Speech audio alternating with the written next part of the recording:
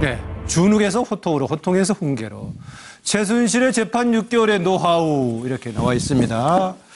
예, 최순실 지금 재판 6개월 차인데요. 그동안 여러 가지 과정이 좀 변했던 얘기입니다. 재판에 임하는 자세, 검찰에 임하는 자세, 또 여론에 임하는 자세가 조금씩 달랐는데 지난해 11월 달에 변호인을 만났을 때 암담해하면서 저는 무기징역인가요? 이렇게 얘기를 했는데 여기 이제 외치는 모습이죠? 아마 기억하실 겁니다. 이게 날짜를 보니까 제 기억으로는 1월 25일인가 그럴 건데 검찰에 출두하면서 여기는 자유민주주의 특검이 아닙니다. 자백을 강요하고 있어요. 우리 손자, 어린 손자까지 3대를 지금 멸망시키려고 하고 있습니다라고까지 했는데요. 이거는 지난달 29일 그 재판 과정에 정유라가 귀국한다는 것이 확정돼 있을 때 얘기입니다. 이런저런 얘기를 막 하면 질문하다가 검사가 다른 얘기 하니까 특히 한웅재 검사 지적까지 하면서 검사님 웃지 마세요 라고 했던 얘기입니다. 그러면서 했는데 최후 진술 그 이틀 뒤에 최후 진술할 때는 딸이 들어온다고 해서 오늘 굉장히 흥분돼 있었다. 부디 유라를 용서해달라 이렇게 얘기했는데 지금 최순실 이렇게 변화했던 과정에 대한 얘기인데요. 예, 자료화면 보고 질문하면 다시 확인하고 패널들 얘기 듣죠. 조금만. 뭐라고요? 죄송하다고요? 여기 누르고 있어. 혹시 여전히 강한 수사 받고 있다고 생각하십니까? 국가에서 죄를 지켜 살게 해야 최순실 씨, 여전히 강한 수사 특검이 아닙니다. 그리고 박 대통령하고 모든 공동체임을 밝히라고 사대를 강요하고 있어요. 네? 이거는 너무 억울해요. 우리 애지까지 다 어리손자까지 그렇게 하는 거는. 피청구인이 문화융성이라는 얘기를 하고 증인이 문화체육이라는 얘기를 합니다. 기억하세요? 아니, 기억 이거 안 굉장히 나시죠? 의도적인 질문인 것 같은데 제가 무슨 국정을 대통령이랑 상의를 해서 이끌어가는 식으로 얘기를 하시는데 저희는 어떤 경우에도 단순 의견만 필요했지 전체를 끌고 가거나 그럴 생각도 없고 그럴 이유도 없습니다. 증인. 아까 그거 물어보시지 증인, 않았습니까? 제가 그렇게 얘기한 적 한 번도 없습니다. 지금 물어보셨지 않습니까? 그렇게. 아닙니다. 그렇게 물어보질 않고 있습니다. 이건 정말 억울합니다. 저는 정말. 이게 네, 처음에 무기징역 걱정했던 정유라 여러 가지 단계별로 최순실 제가 또 헷갈렸습니다. 최순실 씨가 무기징역 걱정했던 최순실 씨가 나중에 점차로 대하는 태도 방식이 달라져 갔는데 나중에 심지어는 담당 검사에게 웃지 마라고까지 호통을 쳤는데 최순실은 왜 또 어떻게 이렇게 바뀌어갔나라는 모습입니다. 서정욱 변호사. 제가 이게 그 최순실 재판을 보면요. 처음에는 상당히 낮은 자세. 처음에 준욱이 들어서 상당히 죽을 죄를 지었습니다. 이런 게 낮은 자세에서 지금 보면 이게 막 호통도 치고 직접 신문도 하고 상당히 고압적인 자세로 바뀌었는데요. 저는 이게 최순실의 지금 모습을 보면 딱 한마디로 이게 생각나는 게 적반하장이다. 이걸 우리 이게 법률 용어로 매를 번다 그래요. 매를 번다는 말은 이게 진짜 양형의 가중 요소입니다. 그게 법률 용어인가요? 법률 용어는 양형 가중이고 속된 말로 이게 매를 번다고 양형 가중에 적어놨잖아요. 네. 그래서 이게 제가 보기에는 이러다가요. 진짜 이게 무죄에 놓을 수 있어요. 자기 걱정하다가. 네. 저는 이게 절대 양형에 도움이 안 됩니다. 네. 세상상 정치 용어로 좀 설명 좀 해주세요. 네. 아유, 변호사가 웃기니까 제 밥그릇이 위험합니다. 이거. 그래서 분발하겠습니다. 제가 볼 때는 한마디로 말해서 식당계 3년이면 라면을 끓이는 걸 넘어서 반숙도 삼을 줄 알거든요. 징역 짬밥이 지금 7개월째 넘어가고 있습니다. 국선 변호인을 넘어서 국선 판사 수준이죠. 자기의 뇌물 혐의이기 때문에 최순실 씨가 제일 많이 알고 있습니다. 일주일에 서너 번씩 재판에 불려나오고 있고 모든 재판을 다 하기 때문에 제가 그렇기 때문에 최순실 씨가 제 징역 재판에서 제일 잘 알고 있기 때문에 아마도 재판장이라든가 검찰에 대해서 훈계하고 제대로 그 사실이 그것이 아니다라고 지적할 수준까지 이미 오른 게 아닌가 그런 생각이 듭니다. 네, 징역 짬밥입니다. 황장수 소장. 저는요, 최순실이 전체 재판, 자기가 말고도 남은 사람들의 재판이 어떻게 돌아가고 있는가라는 정보를 그 이경재 변호사 등에 의해서 정확하게 입수를 하고 있다 봅니다. 최순실이 지난번에 민주주의 특검이 아닙니다 할 때 이후로부터 이제 박근혜 대통령이 인터뷰를 하고 그다음에 대한문 앞에 이 시위대가 모이고 하면서 반격 양상이 나타났었거든요. 그럼 최순실은 지금 뇌물죄가 날아가고 있다. 자, 최순실이 뇌물죄를 빼버리고 난 뒤에 어떤 죄가 남는지 한번 봅시다. 업무방해하고 직권 남용하고 강요의 공범 요런 정도가 남을 겁니다. 네. 그러면 그런 부분들도 또 세부적으로 따지고 들어갔을 때 내가 형은 좀 살겠지만은 이제 무기징역은 아니라 몇 년 살면 끝난다라고 네. 볼 수도 있어요. 그래서 최순실이 지금 기대하는 것은 내뿐만 아니라 이 사건에 연루되어서 서로 얽혀 있는 공범들이 네. 다 만만찮게 재판을 해 나가고 있다. 이런 부분에 대해서 최순실이 전체 재판 양상에 대해서 상당히 조금 이 낙관적인 판단을 하고 있는 것 같다. 이렇게 봅니다. 네. 향후 재판에 대한 전망도 조금은 해주셨는데 포함해가지고 노영희 변호사가 얘기해 주세요. 저는 이제 최순실 씨가 우병우 전 수석에 대한 영장이 기각되면서부터 태도가 좀 달라진 것 같더라고요. 그래서 본인이 생각하기에 판세가 점점 본인에게 유리하게 지금 바뀌고 있다라고 생각하는 것 같고. 우병우 전 수석 영장 기각을 계기로. 예. 그래서 그런데다가 이제 정유라 씨까지 이번에 기각됐으니 얼마나 더 좋겠습니까? 어쨌든 요점은 판세가 바뀌고 있다. 아까 우리 황 소장님 말씀하신 것처럼 중요 범죄에서는 혐의 사실을 벗을 수도 있겠다라는 생각을 한 것 같고요. 노 변호사는 어떻게 보세요? 지금 뇌물죄 관련해가지고는 사실은 조금 위험한 부분들이 있어요. 왜냐하면은 증인들의 말이 갑자기 달라지고 있거든요. 재판에 나와서.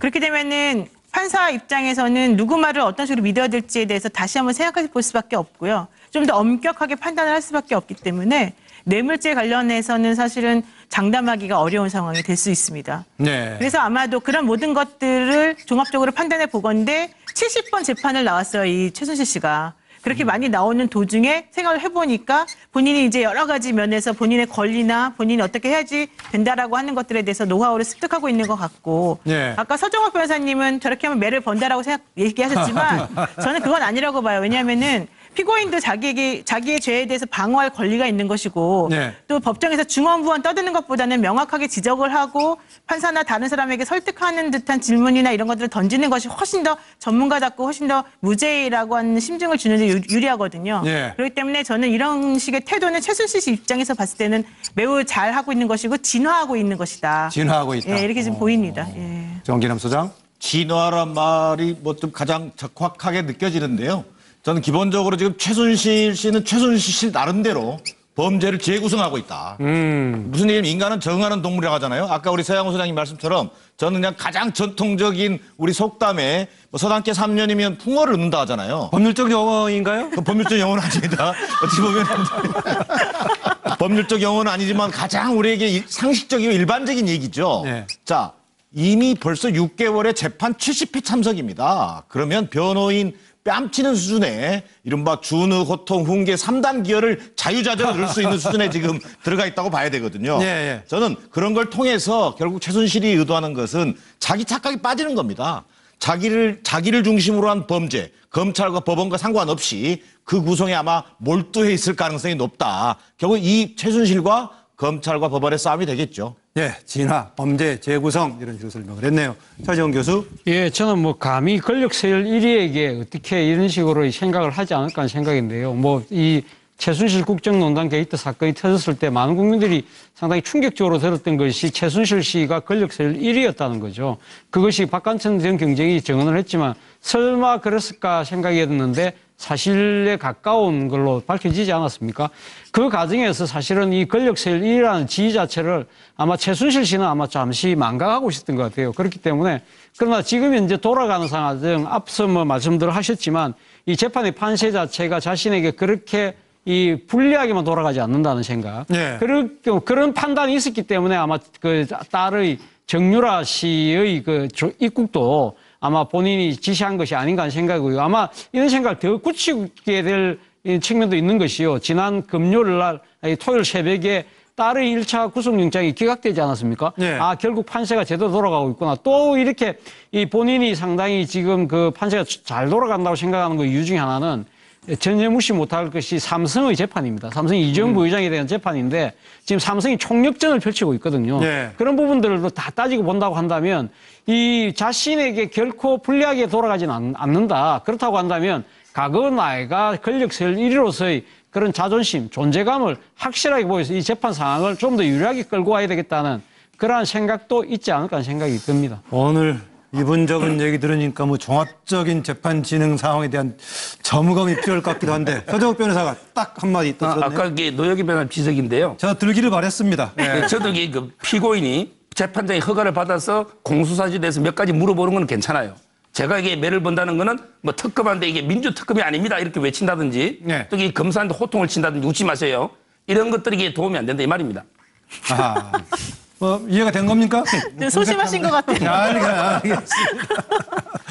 오늘 그 박근혜 전 대통령 최순실 씨 재판에 노승일 전 부장이 오늘 증인으로 참석했는데요. 관련 주제가 다음 네 번째 우리 오늘 다룰 핫 이슈입니다. 네, 노승일 증인 출석에 언니 박근혜는 출석했고 언니 동생 간의 동생인 최순실은 불출석했던 주제입니다. 노승일 출석에 박 전 대통령은 오늘 침묵으로 일관했습니다. 법원에서요, 법정에서. 최순실은 어지럼증에 넘어져서 몸이 타박상을 입어 꼬리뼈가까지 다쳐 통증이 심하다. 그래서 재판 참석을 못한다고 불출석 사유서를 제출해 참석했고요.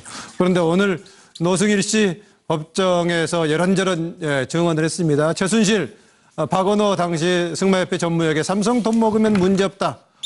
또 삼성 사람 만나면 큰일 난다면서 계약 장소에 최순실은 가지 않았다. 그런데 최순실은 삼성 지원금 정의로 아들 양육비로 썼다. 이런 여러 가지 오늘 했습니다. 심지어는 무슨 얘기인가 모르겠는데 최순실이 했던 얘기 중에서 교육부 15년을 도왔는데 지금 이렇게 됐느냐라고 문제를 했고 또 최순실이 전에 박 전 대통령과의 관계를 노승일 부장한테 친한 언니 동생 사이라고 했다. 이런 증언들을 했는데요. 질문은 이겁니다. 오늘 왜 박근혜 전 대통령은 침묵으로 일관했고 최순실은 핑계인지 뭔가 모르겠지만 불출석했나? 이게 오늘의 지금 문제인데요. 자료 화면을 보는 동안에 패널들 질문, 답변 준비해 주시죠. 대통령하고 통화한다는 그런 느낌 받은 적 있습니까? 독일에 있을 때 한 차례 있었습니다. 최순실이가? 네네. 차에서 통화하는 걸 들어봤더니 갑과 을이 바뀌었더라. 최순실은 박근혜 전 대통령한테 이건 이렇게 하면 안 되고 저런 건 저렇게 해야 되는데라고 얘기를 했다는 거예요. 네, 오늘 노승일 전 부장이 법정에 증인으로 참석을 했는데 최순실 씨는 오늘 넘어져서 어지럼증 때문에 넘어져서 다쳤다 해서 불출석한 거고 박근혜 전 대통령은 참석을 했지만은 침묵으로 일관했던데 왜 그랬을까라는 질문인데요. 노영희 변호사부터 듣고 시작하죠.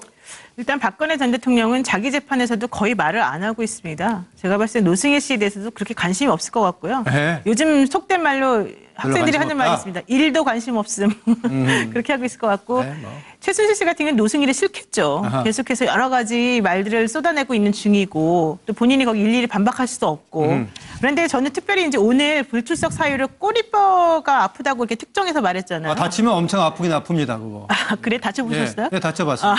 일단 그런데 저는 굳이 꼬리뼈라고 하는 것을 특정해서 말한 이유가 원래 이렇게 불출석 사유서를 낼 때 거짓말로 안 나오려고 한다라는 그런 의심을 살 수가 있기 때문에 재판부에다가 특정한 부위를 말함으로 인해서 본인의 주장이 구체적이다. 그리고 이건 거짓말이 아니다. 나에게 어떤 그 잘못된 혹은 무슨 그 벌을 같은 걸 주지 말아라. 이런 식의 말을 지금 하고 있는 게 아닌가 생각합니다. 네, 저도 겨울산에서요. 눈에서 미끄럼 타다가 나무 가지에 꼬리뼈 걸려가지고 다친 적이 있었는데 정말 맥을 못 씁니다. 다치게 되면. 어쨌든 간에 노승일은 싫고 관심은 박근혜 전 대통령 관심이 없다. 네. 이렇게 표현했는데 정기남 소장. 저는 등산하다가 구치소에서 등산합니까?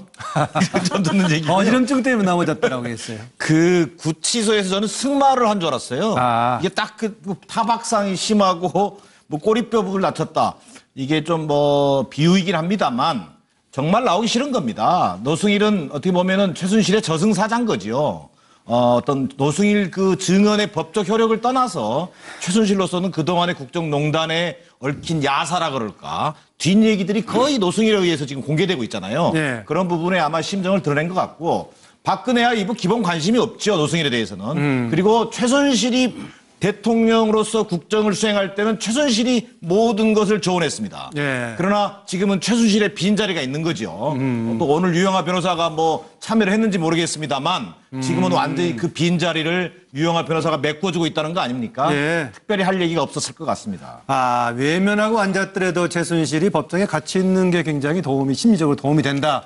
라고 정기남 소장은 보고 있네요. 황장 소장. 뇌물죄의 디테일한 부분을 갖다가 안 나감으로써요. 본인이 답해야 될 법정의 위정을 피하려고 했다. 저는 그래 보는데요. 실리적인 차원이네요. 네, 그리고 왜 그런가 하면 정유라 한 명을 밀어주기 위해서 나머지 5명의 선수가 있는 것처럼 네. 그렇게 이렇게 끼워 넣었다. 그렇게 한 부분이 결국은 한 명을 밀어주기로 원래부터 그렇게 돼 있었으면 전체 이 성마 선수를 지원한다라는 부분이 지금 거의가 되지 않습니까? 예. 그럼 뇌물죄 가능성이 높아지는 거죠. 그다음에 삼성이 처음부터 최순실이 코레스포츠를 소유한 걸 알았다라는 부분 또한 뇌물죄와 관련이 있는 부분이거든요. 예. 노성일 부장이 또 이재용 부회장 재판에서도 저렇게 말을 했기 때문에 오늘도 최순실의 뇌물죄 부분에 이런 부분이 나올 수 있기 때문에 네. 최순실은 위정을 하느니 차라리 회피하는 부분을 선택했다 이래 봅니다. 네, 증인을 통해서 확인할 수도 있기 때문에 회피하는 방식을 택했다. 그래서 불출석했다. 차정 교수.